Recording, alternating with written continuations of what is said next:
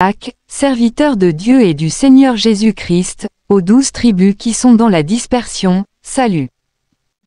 Mes frères, regardez comme un sujet de joie complète les diverses épreuves auxquelles vous pouvez être exposés. Sachant que l'épreuve de votre foi produit la patience. Mais il faut que la patience accomplisse parfaitement son œuvre, afin que vous soyez parfaits et accomplis, sans faillir en rien. Si quelqu'un d'entre vous manque de sagesse, qu'il la demande à Dieu, qui donne à tous simplement et sans reproche, et elle lui sera donnée. Mais qu'il la demande avec foi, sans douter, car celui qui doute est semblable au flot de la mer, agité par le vent et poussé de côté et d'autre. Qu'un tel homme ne s'imagine pas qu'il recevra quelque chose du Seigneur. C'est un homme irrésolu, inconstant dans toutes ses voies. Que le frère de condition humble se glorifie de son élévation. Que le riche, au contraire, se glorifie de son humiliation, car il passera comme la fleur de l'herbe. Le soleil s'est levé avec sa chaleur ardente, il a desséché l'herbe, sa fleur est tombée, et la beauté de son aspect a disparu, ainsi le riche se flétrira dans ses entreprises. Heureux l'homme qui supporte patiemment la tentation, car, après avoir été éprouvé, il recevra la couronne de vie, que le Seigneur a promise à ceux qui l'aiment. Que personne, lorsqu'il est tenté, ne dise, c'est Dieu qui me tente. Car Dieu ne peut être tenté par le mal, et il ne tente lui-même personne. Mais chacun est tenté quand il est attiré et amorcé par sa propre convoitise. Puis la convoitise, lorsqu'elle a conçu, enfante le péché, et le péché, étant consommé, produit la mort. Ne vous y trompez pas, mes frères bien-aimés. Toute grâce excellente et tout don parfait descendent d'en haut, du Père des Lumières, chez lequel il n'y a ni changement ni ombre de variation. Il nous a engendrés selon sa volonté, par la parole de vérité, afin que nous soyons en quelque sorte les prémices de ses créatures. Sachez-le, mes frères bien-aimés. Ainsi, que tout homme soit prompt à écouter, lent à parler, lent à se mettre en colère. Car la colère de l'homme n'accomplit pas la justice de Dieu. C'est pourquoi, rejetant toute souillure et tout excès de malice, recevez avec douceur la parole qui a été plantée en vous, et qui peut sauver vos âmes. Mettez en pratique la parole, et ne vous bornez pas à l'écouter, en vous trompant vous-même par de faux raisonnements. Car, si quelqu'un écoute la parole et ne la met pas en pratique, il est semblable à un homme qui regarde dans un miroir son visage naturel. Et qui, après s'être regardé, s'en va, et oublie aussitôt quel il était. Mais celui qui aura plongé les regards dans la loi parfaite, la loi de la liberté, et qui aura persévéré, n'étant pas un auditeur oublieux, mais se mettant à l'œuvre, celui-là sera heureux dans son activité. Si quelqu'un croit être religieux, sans tenir sa langue en bride, mais en trompant son cœur, la religion de cet homme est vaine. La religion pure et sans tache, devant Dieu notre Père, consiste à visiter les orphelins et les veuves dans leurs afflictions, et à se préserver des souillures du monde. Jacques chapitre 2, mes frères, que votre foi en notre glorieux Seigneur Jésus-Christ soit exempte de toute acception de personne. Supposez, en effet, qu'il entre dans votre assemblée un homme avec un anneau d'or et un habit magnifique, et qu'il y entre aussi un pauvre misérablement vêtu. Si, tournant vos regards vers celui qui porte l'habit magnifique, vous lui dites, « Toi, assieds-toi ici à cette place d'honneur. » Et si vous dites au pauvre, « Toi, tiens-toi là debout. » Ou bien, « Assieds-toi au-dessous de mon marchepied. » Ne faites-vous pas en vous-même une distinction, et ne jugez-vous pas sous l'inspiration de pensées mauvaises.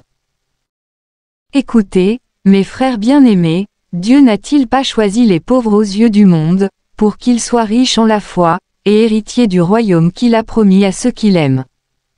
Et vous, vous avilissez le pauvre. Ne sont-ce pas les riches qui vous oppriment, et qui vous traînent devant les tribunaux? Ne sont-ce pas eux qui outragent le beau nom que vous portez? Si vous accomplissez la loi royale, selon l'Écriture, tu aimeras ton prochain comme toi-même, vous faites bien.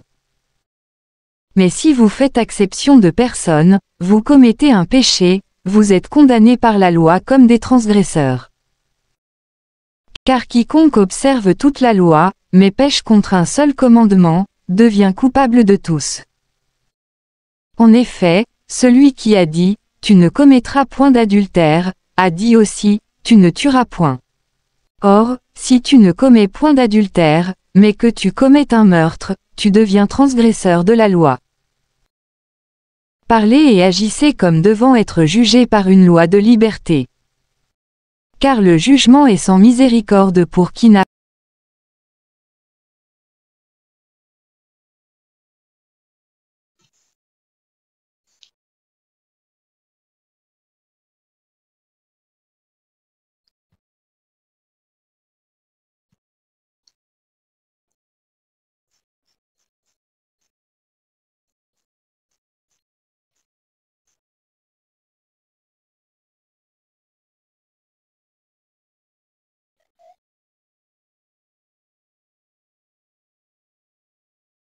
pas fait miséricorde.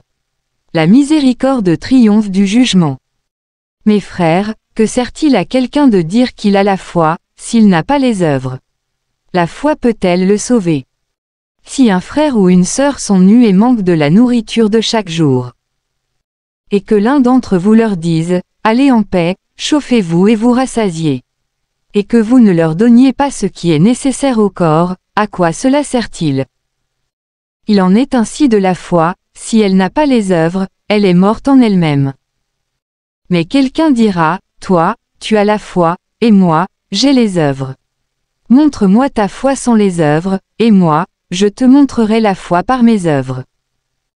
Tu crois qu'il y a un seul Dieu, tu fais bien, les démons le croient aussi, et ils tremblent. Veux-tu savoir, ô homme vain, que la foi sans les œuvres est inutile?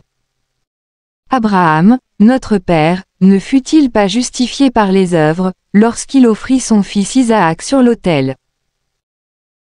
Tu vois que la foi agissait avec ses œuvres, et que par les œuvres la foi fut rendue parfaite. Ainsi s'accomplit ce que dit l'Écriture, Abraham crut à Dieu, et cela lui fut imputé à justice, et il fut appelé ami de Dieu. Vous voyez que l'homme est justifié par les œuvres, et non par la foi seulement. Rahab la prostituée ne fut-elle pas également justifiée par les œuvres, lorsqu'elle reçut les messagers et qu'elle les fit partir par un autre chemin? Comme le corps sans âme est mort, de même la foi sans les œuvres est morte. Jacques chapitre 3, mes frères, qu'il n'y ait pas parmi vous un grand nombre de personnes qui se mettent à enseigner, car vous savez que nous serons jugés plus sévèrement. Nous bronchons tous de plusieurs manières. Si quelqu'un ne bronche point en parole, c'est un homme parfait, capable de tenir tout son corps en bride. Si nous mettons le mors dans la bouche des chevaux pour qu'ils nous obéissent, nous dirigeons aussi leur corps tout entier. Voici, même les navires, qui sont si grands et que poussent des vents impétueux, sont dirigés par un très petit gouvernail, au gré du pilote. De même, la langue est un petit membre, et elle se vante de grandes choses. Voici, comme un petit feu peut embraser une grande forêt. La langue aussi est un feu, c'est le monde de l'iniquité. La langue est placée parmi nos membres, souillant tout le corps, et enflammant le cours de la vie, étant elle-même enflammée par la géhenne. Toutes les espèces de bêtes et d'oiseaux, de reptiles et d'animaux marins, sont domptées et ont été domptées par la nature humaine.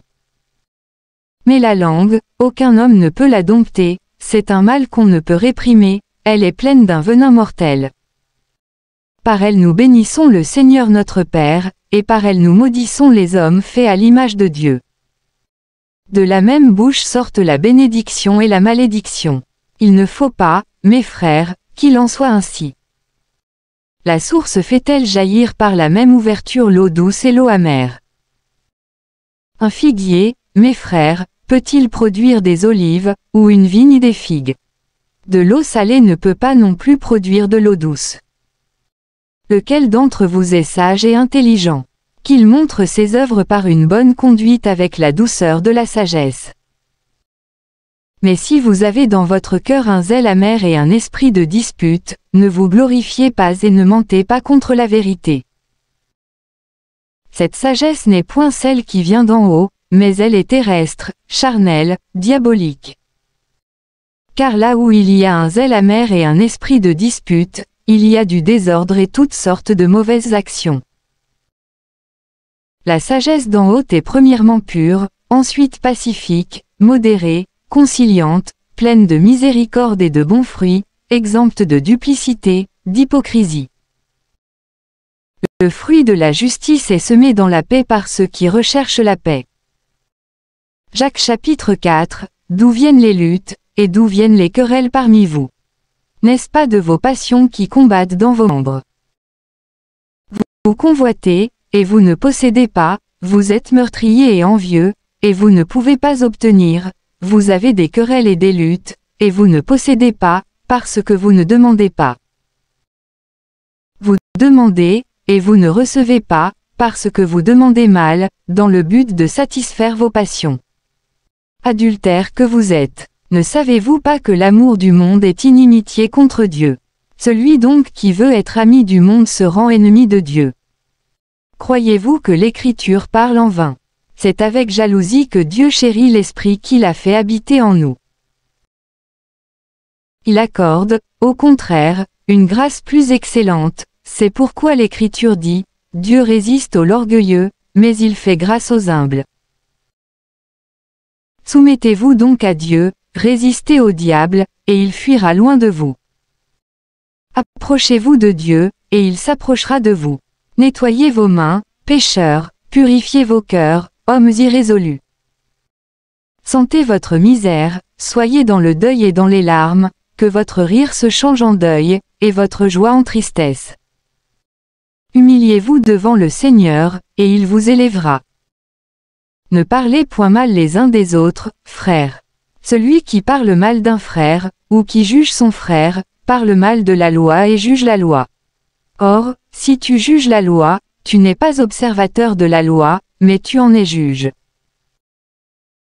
Un seul est législateur et juge, c'est celui qui peut sauver et perdre, mais toi, qui es-tu, qui juge le prochain? À vous maintenant, qui dites, aujourd'hui ou demain nous irons dans telle ville, nous y passerons une année, nous trafiquerons, et nous gagnerons. Vous qui ne savez pas ce qui arrivera demain. Car, qu'est-ce votre vie? Vous êtes une vapeur qui paraît pour un peu de temps, et qui ensuite disparaît. Vous devriez dire, au contraire, si Dieu le veut, nous vivrons, et nous ferons ceci ou cela. Mais maintenant vous vous glorifiez dans vos pensées orgueilleuses. C'est chose mauvaise que de se glorifier de la sorte. Celui donc qui sait faire ce qui est bien, et qui ne le fait pas, commet un péché. Jacques chapitre 5, à vous maintenant, riches. Pleurez et gémissez, à cause des malheurs qui viendront sur vous. Vos richesses sont pourries, et vos vêtements sont rongés par les teignes. Votre or et votre argent sont rouillés, et leur rouille s'élèvera en témoignage contre vous, et dévorera vos chairs comme un feu. Vous avez amassé des trésors dans les derniers jours. Voici, le salaire des ouvriers qui ont moissonné vos champs, et dont vous les avez frustrés, crie, et les cris des moissonneurs sont parvenus jusqu'aux oreilles du Seigneur des armées. Vous avez vécu sur la terre dans les voluptés et dans les délices, vous avez rassasié vos cœurs au jour du carnage. Vous avez condamné, vous avez tué le juste, qui ne vous a pas résisté. Soyez donc patients, frères, jusqu'à l'avènement du Seigneur. Voici, le laboureur attend le précieux fruit de la terre, prenant patience à son égard, jusqu'à ce qu'il ait reçu les pluies de la première et de l'arrière-saison. Vous aussi, soyez patients, affermissez vos cœurs, car l'avènement du Seigneur est proche. Ne vous plaignez pas les uns des autres, frères, afin que vous ne soyez pas jugés, voici, le juge est à la porte. Prenez, mes frères, pour modèle de souffrance et de patience les prophètes qui ont parlé au nom du Seigneur. Voici, nous disons bienheureux ceux qui ont souffert patiemment. Vous avez entendu parler de la patience de Job, et vous avez vu la fin que le Seigneur lui accorda, car le Seigneur est plein de miséricorde et de compassion. Avant toute chose, mes frères, ne jurez ni par le ciel, ni par la terre, ni par aucun autre serment. Mais que votre oui soit oui, et que votre non soit non, afin que vous ne tombiez pas sous le jugement. Quelqu'un parmi vous est-il dans la souffrance? Qu'il prie. Quelqu'un est-il dans la joie? Qu'il chante des cantiques. Quelqu'un parmi vous est-il malade? Qu'il appelle les anciens de l'Église, et que les anciens prient pour lui, en loignant d'huile au nom du Seigneur. La prière de la foi sauvera le malade, et le Seigneur le relèvera, et s'il a commis des péchés, il lui sera pardonné. Confessez donc vos péchés les uns aux autres, et priez les uns pour les autres, afin que vous soyez guéris. La prière fervente du juste a une grande efficacité. Élie était un homme de la même nature que nous, il pria avec instance pour qu'il ne plût point, et il ne tomba point de pluie sur la terre pendant 3 ans et 6 mois. Puis il pria de nouveau, et le ciel donna de la pluie, et la terre produisit son fruit. Mes frères, si quelqu'un parmi vous s'est égaré loin de la vérité, et qu'un autre l'y ramène, qu'il sache que celui qui ramènera un pécheur de la voie où il s'était égaré sauvera une âme de la mort et couvrira une multitude de péchés.